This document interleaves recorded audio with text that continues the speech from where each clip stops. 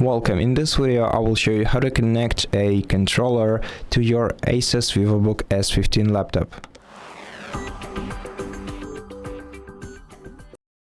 If you are using a DualSense controller like this one, in order to connect it to your laptop, you're just gonna have to press and hold the PS button and the create button at the same time until the lights of your controller start throbbing.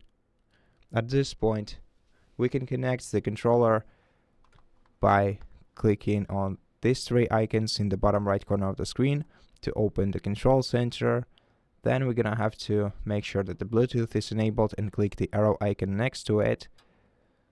Then click on your DualSense Wireless Controller, and once you see the connected status, that means that your controller is successfully paired with your laptop. Now, if you are trying to connect an Xbox controller with your laptop instead of course, PS button and create buttons, you're just gonna have to short press the Xbox button, which is located right here.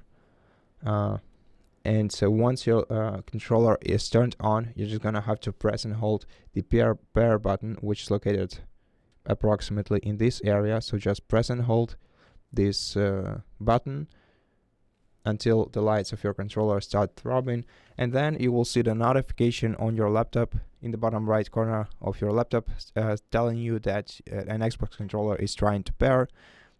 Just click on this notification and the pairing process will begin. And if you don't see this notification, just go into your Bluetooth devices, into available Bluetooth devices list like we did it with the DualSense controller, and find your Xbox controller on the list and select it and click connect.